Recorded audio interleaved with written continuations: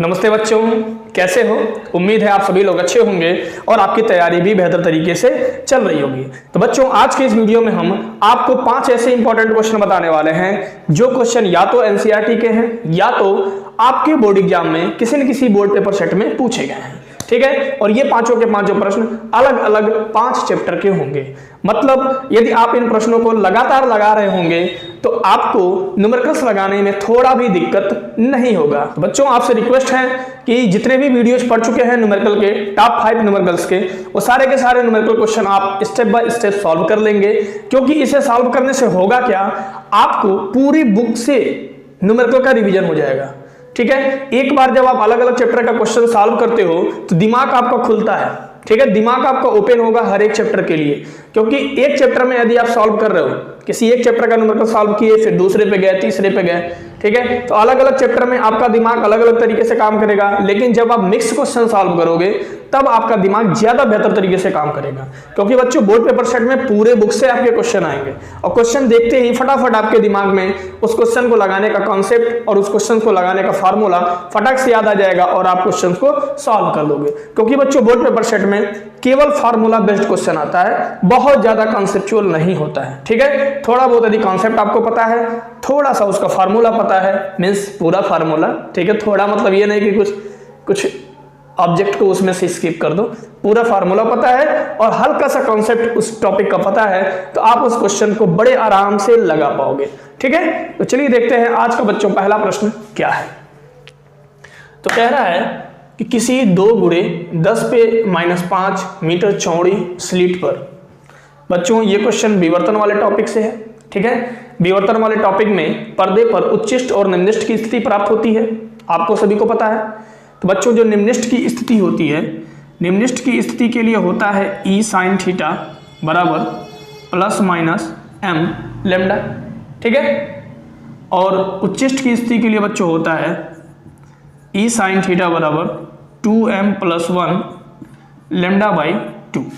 Clear? तो हम बच्चों प्रश्नों को पढ़ते हैं। क्या कह रहा है, किसी 2 × 10⁻⁵ मीटर चौड़ी स्लिट पर 5000 एंगस्ट्रॉम तरंगदैर्ध्य का प्रकाश अभिलंबवत पड़ रहा है।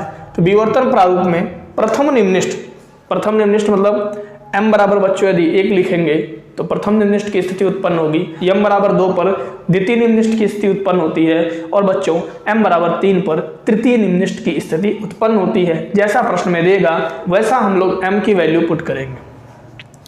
कह रहा है विवर्तन प्रारूप में प्रथम निम्निष्ट केंद्रीय उच्चिष्ट से कितनी कोणीय चौड़ाई पर होगा। मतलब बच्चों, इसमें इस थीटा का मान ज्ञात करना है। क्लियर? फिर कह रहा है कि केंद्रीय उच्चिष्ट से कोणीय चौड़ाई भी ज्ञात कीजिए। आपको हम बता दें, केंद्रीय उच्चिष्ट से जो कोणीय चौड़ाई का फार्मूला होता है, केंद्रीय उच्चिष्ट से कोणीय चौड़ाई होता है 2θ बराबर 2 λ/e। ठीक है, ये कोणीय चौड़ाई का समझो सिंबल है 2θ। 2 को आप अलग करोगे क्वेश्चन गलत हो जाएगा, क्योंकि जब बच्चों 2 को अलग कर दोगे तो 2 से 2 कैंसिल हो जाएगा। ऐसा नहीं करना है हमको। यदि कोणीय चौड़ाई पूछ रहा है तो डायरेक्ट 2θ बराबर 2 λ/e से हम सॉल्व कर देंगे। क्लियर? आप समझो कि 2θ क्या है, कोणीय चौड़ाई का सिंबल है और इसका फार्मूला है 2 λ/e। जिन बच्चों को ये फार्मूला नहीं पता है उस फार्मूले को आप नोट कर लें, उसके बाद हम आपको क्वेश्चन सॉल्व करते हैं। अब आप देखो, क्वेश्चन कह रहा है किसी 2 × 10⁻⁵ मीटर चौड़ी स्लिट पर, मतलब बच्चों स्लिट की चौड़ाई स्लिट की चौड़ाई को हम E से रिप्रेजेंट करते हैं और स्लिट की चौड़ाई बच्चों दे रखी है 2 × 10⁻⁵ मीटर। स्लिट की चौड़ाई दिया है 2 × 10⁻⁵ मीटर। फिर कह रहा है कि 5000 एंगस्ट्रॉम तरंगदैर्ध्य का प्रकाश अभिलंबवत पड़ रहा है।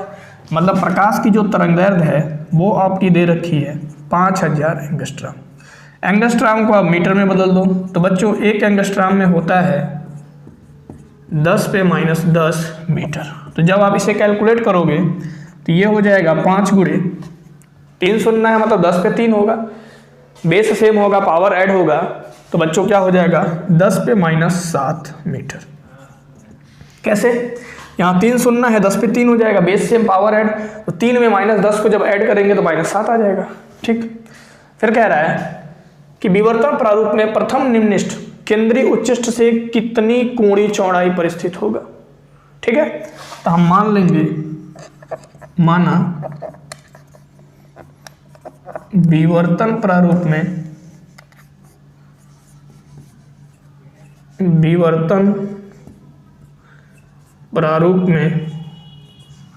प्रथम निम्नलिखित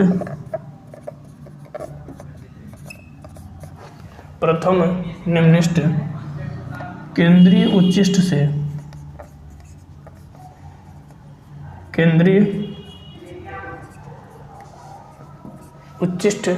से थीटा कोणीय चौड़ाई पर स्थित होगा।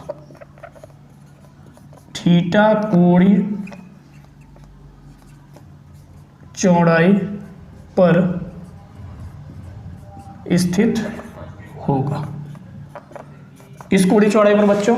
थीटा कोणीय चौड़ाई पर स्थित होगा। आप सभी को पता है निम्नलिखित के लिए, आपको पता है कि निम्नलिखित के केस में क्या होता है। निम्नलिखित के लिए तो बच्चों निम्नलिखित के केस में होता है ई साइन थीटा बराबर प्लस माइनस एम लेम्डा। ठीक है, थीटा बच्चों क्या होता है? बहुत छोटा होता है, क्योंकि थीटा जो है अत्यंत सूक्ष्म है, इसलिए साइन थीटा को हम लगभग थीटा के बराबर लिख सकते हैं। तब आपका ये हो जाएगा ई थीटा बराबर प्लस माइनस यम लेम्डा। हमें थीटा ही निकालना है, तो बच्चों थीटा बराबर हो जाएगा प्लस माइनस एम लेम्डा बटे ई। क्लियर? अब आप ध्यान दो, थीटा बराबर कह रहा है प्रथम निम्नलिखित के लिए, तो प्रथम निम्नलिखित के लिए क्या होगा? एम बराबर 1 होगा। लेम्डा मतलब तरंग दैर्ध्य आपका दे रखा है 5 × 10⁻⁷ मीटर, और ई मतलब बच्चों स्लिट की चौड़ाई, स्लिट की चौड़ाई दे रखी है 2 × 10⁻⁵। क्लियर? तो बच्चों 2 से 5 को यदि आप कैलकुलेट करते हो तो ये हो जाएगा 2.5, क्योंकि 2.5 दूना क्या होता है? 5 होता है, और गुणे हो जाएगा 10⁻⁷, और ये बच्चों हो जाएगा 10⁻⁷ 5, -5 ऊपर गया तो +5, सॉरी, तो ये आपका हो जाएगा 2.5 गुणे बेस से मैं पावर ऐड, तो -7 में +5 को ऐड करोगे तो क्या हो जाएगा? -2, क्या हो जाएगा? रेडियन, क्योंकि कोण का मात्रक बच्चों क्या होता है? रेडियन होता है। बात क्लियर? तो आपका ये निकल गया कि विवर्तन प्रारूप में प्रथम निम्नलिखित केंद्रीय उच्चिष्ट से कितनी कोणीय चौड़ाई पर स्थित होगा। अब दूसरी बात पूछ रहा है कि केंद्रीय उच्चिष्ट की कोणीय चौड़ाई भी ज्ञात कीजिए। अभी हम आपको बताए थे कि केंद्रीय उच्चिष्ट की कोणीय चौड़ाई का क्या फार्मूला है। केंद्रीय उच्चिष्ट की कोणीय चौड़ाई, केंद्रीय उच्चिष्ट की बच्चों कोणीय चौड़ाई जो होता है वो होता है 2 थीटा बराबर 2 लैम्डा अपान ई। क्या होता है? 2 थीटा बराबर 2 लैम्डा अपान ई। तो ये हो गया 2 लैम्डा, हो गया प्रकाश की तरंग दैर्ध्य, और प्रकाश की तरंग दैर्ध्य होती है 2 × 5 × 10⁻⁷ बटे ई। ई क्या है? स्लिट की चौड़ाई है, और स्लिट की चौड़ाई बच्चों दे रखा है ई बराबर 2 × 10⁻⁵। ठीक, तो 2 से 2 क्या हो गया? कैंसिल हो गया। अब इसे आप लिख सकते हो 5 × 10⁻⁷, और 10⁻5 को ऊपर ले जाओगे तो ये हो जाएगा +5, और ये हो जाएगा 5 × बेस सेम बच्चों पावर ऐड, तो -7 में +5 को ऐड करोगे तो क्या होगा? -2 हो जाएगा। इसका भी मात्रक बच्चों क्या हो जाएगा? रेडियन हो जाएगा। ठीक है, तो आपका ये क्वेश्चन निकल के आ गया कि केंद्रीय उच्चिष्ट की कोणीय चौड़ाई क्या होती है? 5 × 10⁻² रेडियन, और विवर्तन प्रारूप में प्रथम निम्नलिखित की केंद्रीय उच्चिष्ट से जो दूरी होती है वो बच्चों होती है 2.5 × 10⁻² रेडियन। ठीक है,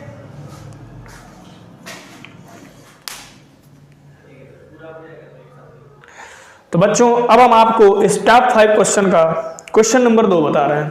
क्वेश्चन नंबर 2 देखते ही आपको पता चल गया होगा कि ये किस टॉपिक से है, क्योंकि इस टॉपिक से रिलेटेड बहुत सारे न्यूमेरिकल पिछले भी वीडियो में हम आपको करा रखे हैं। ठीक है, पिछले कई वीडियो में इस टॉपिक से रिलेटेड न्यूमेरिकल्स हम करा रखे हैं। चलिए हम आपको बताते हैं ये न्यूमेरिकल्स कैसे सॉल्व होगा। कह रहा है कि 2 मिमी के अंतराल पर 2 झिर्रियों पर, ध्यान देना ये झिर्री व्यतिकरण और से संबंधित प्रश्न है, ठीक है। क्या कह रहा है, 2 मिमी के अंतराल पर 2 झिर्रियों पर 5800 एंगस्ट्रॉम का तरंग दैर्घ्य का प्रकाश लंबवत आपतित है। झिर्रियों से 1 मीटर की दूरी पर फ्रिंजें बनती हैं। फ्रिंजें बच्चों पर्दे पे बनेंगी और झिर्री से पर्दे तक की दूरी क्या दे रखा है, 1 मीटर। कह रहा है ज्ञात कीजिए फ्रिंज की चौड़ाई। फ्रिंज की चौड़ाई हमें W निकालना है, फार्मूला आपको पता होगा, ठीक है। यदि आप लगातार वीडियो देखते आ रहे होंगे फ्रिंज की चौड़ाई आप फटाफट निकाल लेंगे। कह रहा है केंद्रीय दीप्त फ्रिंज से 5वें दीप्त फ्रिंज की दूरी ज्ञात कीजिए। क्लियर, चलिए हम आपको बताते हैं। प्रश्न कह रहा है कि 2 मिमी के अंतराल पर, मतलब जो झिर्रियों के बीच की दूरी है ना, झिर्रियों के बीच की दूरी को हम स्मॉल d से रिप्रेजेंट करते हैं और ये बच्चों दे रखा है 2 मिमी, और 2 मिमी को यदि हम मीटर में बदलते हैं तो ये हो जाएगा 2 गुणे 10⁻³ मीटर। कह रहा है 2 झिर्रियों पर।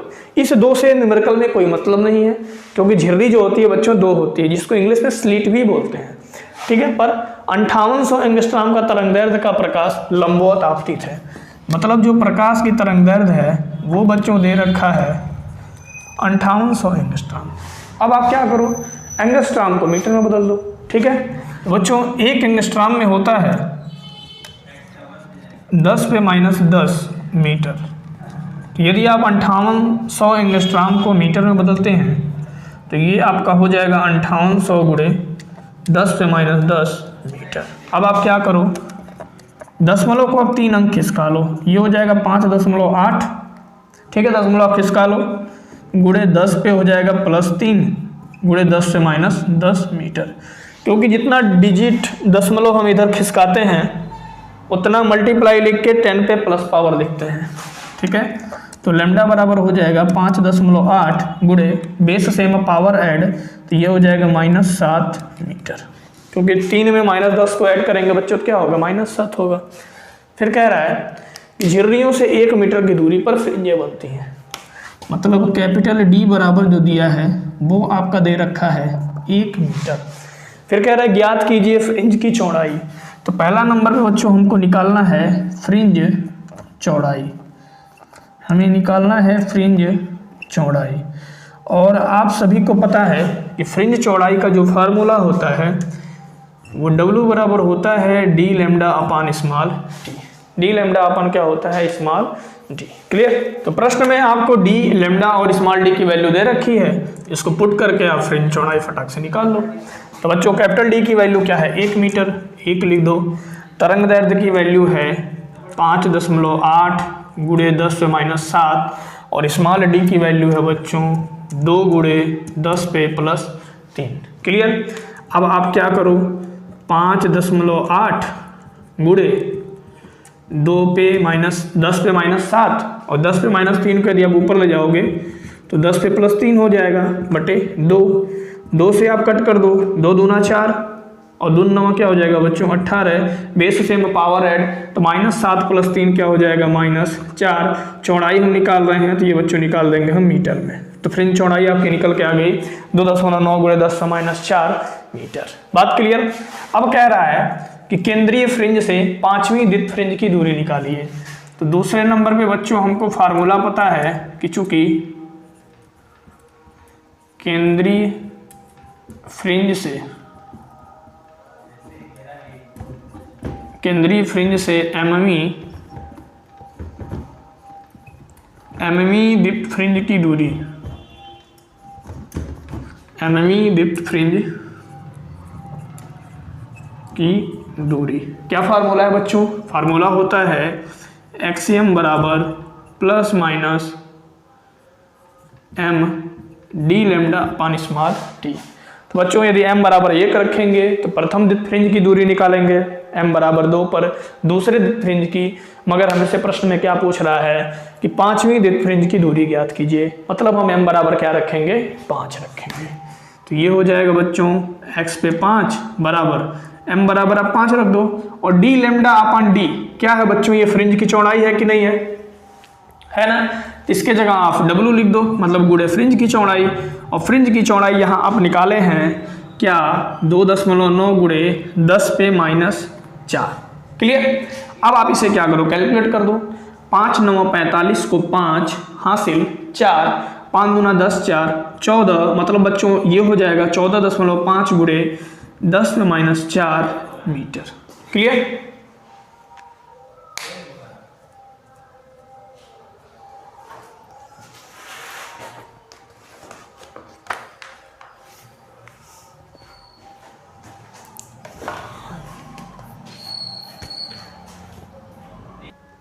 तो बच्चों अब हम आपको बताते हैं इस टॉप 5 नंबर के क्वेश्चन के क्वेश्चन नंबर 3। ठीक है, ये प्रश्न बहुत छोटा है, बट यदि आपको कॉन्सेप्ट पता रहेगा तो, फार्मूला पता रहेगा तो, नहीं पता है तो इस प्रश्न को आप नहीं कर पाएंगे। ठीक है, क्या कह रहा है प्रश्न। 5000 एंगस्ट्रॉम तरंगदैर्घ्य की 2 प्रकाश किरणों के मध्य कलांतर, ठीक है, कलांतर क्या है 180 है, इनके मध्य पथांतर क्या होगा। बहुत सिंपल क्वेश्चन है। तो बच्चों आप ये फार्मूला नोट कर लो। डेल्टा फाई को कलांतर से रिप्रेजेंट करते हैं। कलांतर बराबर होता है 2 पाई बटे लैम्डा, ये क्या है लैम्डा प्रकाश की तरंगदैर्घ्य है, गुणे डेल्टा एक्स है मतलब पथांतर। नोट कर लो, कलांतर बराबर 2 पाई बटे लैम्डा गुणे पथांतर, या पथांतर बराबर लैम्डा बटे 2 पाई गुणे कलांतर। ये फार्मूला यदि आपको पता है तो फटाक से ये प्रश्न कर पाएंगे। ठीक है, क्या कह रहा है, प्रकाश की जो तरंगदैर्घ्य है लैम्डा बराबर दे रखा है बच्चों 5000 एंगस्ट्रॉम। तो एंगस्ट्रॉम को यदि आप मीटर में बदलेंगे तो ये हो जाएगा 5000 गुणे 10 पे -10 मीटर। अब 5000 को बच्चों लिख सकते हैं 5 गुणे 10 पे 3 गुणे 10 पे -10 मीटर। तो लैम्डा बराबर हो गया 5 गुणे बेस से हम पावर ऐड, तो 3 में 10 को ऐड करोगे तो बच्चों क्या हो जाएगा -7 मीटर। ठीक, फिर कह रहा है कि इनके मध्य जो कलांतर है वो 180 अंश है, मतलब जो कलांतर दे रखा है, कलांतर मतलब डेल्टा फाई की वैल्यू दिया है 180 अंश। यदि बच्चों आप क्लास 11th में तरंग वाले चैप्टर पढ़े होंगे तो वहां भी आपको पथांतर और कलांतर में संबंध बताया गया होगा, और यदि आप 12th में व्यतिकरण वाला चैप्टर पढ़े होंगे तब भी आपको कलांतर और पथांतर में संबंध बताया गया होगा। ठीक है, तो कह रहा है कलांतर 180 अंश है, इनके मध्य पथांतर क्या होगा। तो पथांतर हमें निकालना है, पथांतर डेल्टा एक्स आप निकाल दीजिए। बच्चों फार्मूला होता है कलांतर, फार्मूला होता है पथांतर बराबर लैम्डा बटे 2 पाई गुणे कलांतर। क्या होता है, पथांतर बराबर लैम्डा बटे 2 पाई गुणे कलांतर। तो लैम्डा क्या है, प्रकाश की तरंगदैर्घ्य है, ये आपका दे रखा है 5 गुणे 10 पे -7 बटे 2 पाई, और कलांतर बच्चों दिया हुआ है 180 अंश। क्लियर, कितना दिया है 180 अंश। अब आपको हम बता दें 5 गुणे 10 पे -7, 180 को बच्चों पाई बोलते हैं, और नीचे दिया है 2 पाई, तो पाई से पाई क्या हो जाएगा, कैंसिल हो जाएगा, और 5 में जब 2 से आप भाग देंगे तो ये हो जाएगा 2.5 गुणे 10 पे -7 मीटर। क्लियर, ये बच्चों आ गया 2.5 गुणे 10 पे -7 मीटर। अब हम इसे क्या करें, एंगस्ट्रॉम में बदल दें। ठीक है, जब मीटर को आप एंगस्ट्रॉम में बदलते हो तो 10 पे पावर +10 से गुना करोगे। ठीक है, तो ये हो जाएगा 2.5 गुणे बेस से में पावर ऐड, तो -7 में जब 10 ऐड करोगे तो 10 में से 7 जाएगा बच्चों, क्या होगा 10 पे पावर 3 होगा एंगस्ट्रॉम। अब आप ध्यान देना 10 पे पावर 3 में 3 शून्य होगा, तो 1 मतलब 3 10 होगा, 10 गुणे 10 गुणे 10, 1 10 से यदि आप 2.5 में गुणा करते हो 10 हट जाएगा, मतलब ये क्या हो जाएगा 25, और यहाँ 2 10 बच गया, मतलब ये क्या हो गया 100, तो बराबर हो गया बच्चों 2500 एंगस्ट्रॉम। ठीक है, क्या हो गया 2500 एंगस्ट्रॉम। बहुत ही सिंपल क्वेश्चन है, बट आपको फार्मूला पता होना चाहिए।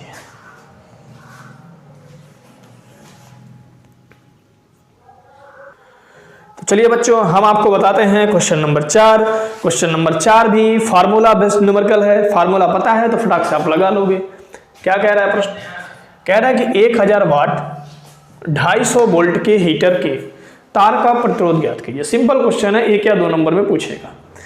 क्या कह रहा है? 1000 वाट, मतलब बच्चों P शक्ति, वाट किसका मात्रक है? शक्ति का, और शक्ति को P से रिप्रेजेंट करते हैं।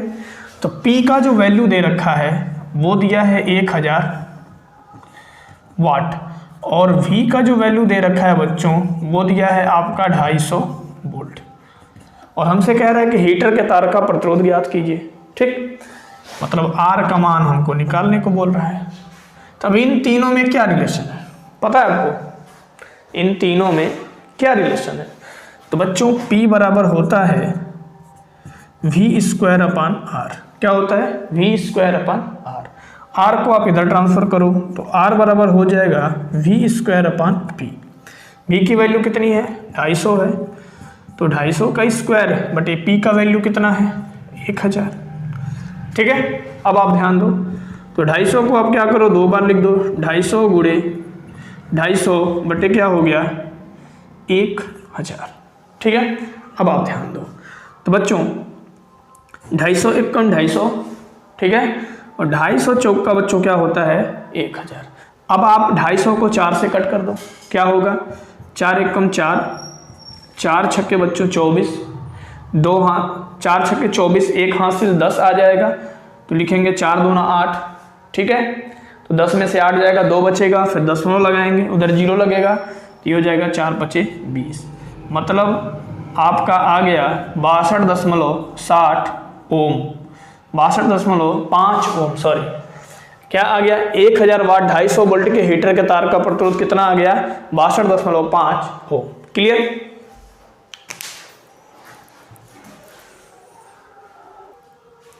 तो चलिए बच्चों, अब हम आपको बताते हैं क्वेश्चन नंबर 5, इस वीडियो का लास्ट क्वेश्चन।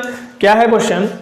कह रहा है किसी कार की संचायक बैटरी का विद्युत वाहक बल 12 वोल्ट है। ठीक है, विद्युत वाहक बल को आप किससे रिप्रेजेंट करते हो? E से। E बराबर दिया है 12 वोल्ट। क्लियर? अब आप ध्यान दो, कह रहा है कि यदि बैटरी का आंतरिक प्रतिरोध 0.4 ओम हो, बैटरी का आंतरिक प्रतिरोध को बच्चों किससे रिप्रेजेंट करते हैं? स्मॉल r से। तो बैटरी का जो आंतरिक प्रतिरोध है वो आपका दिया है 0.4 ओम। क्लियर? फिर कह रहा है तो बैटरी से ली जाने वाली अधिकतम धारा का मान ज्ञात कीजिए। तो बच्चों अधिकतम धारा कब प्राप्त होगा? जब आपका प्रतिरोध क्या होगा? 0 होगा, क्योंकि प्रतिरोध का काम क्या है? धारा के मार्ग में रुकावट उत्पन्न करना। तो अधिकतम धारा कैसे प्राप्त होगा? यदि प्रतिरोध क्या हो जाए? 0 हो जाए, धारा क्या हो जाएगी? अधिकतम हो जाएगी, क्योंकि प्रतिरोध का काम है धारा के मार्ग में रुकावट उत्पन्न करना। यदि बच्चों प्रतिरोध 0 होगा तो धारा के मार्ग में रुकावट ही नहीं होगा, तो उस टाइम जो धारा प्राप्त होगी अधिकतम धारा प्राप्त हो जाएगी। अब आप ध्यान दो, कह रहा है बैटरी से ली जाने वाली अधिकतम धारा ज्ञात कीजिए, मतलब हमें निकालना है I max। ठीक है, तो आपको पता है, तुरंत लिख देंगे कि अधिकतम धारा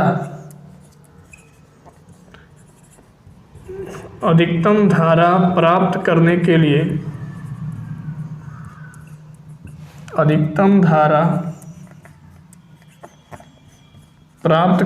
लिए कैपिटल R बराबर क्या होना चाहिए? 0 होना चाहिए।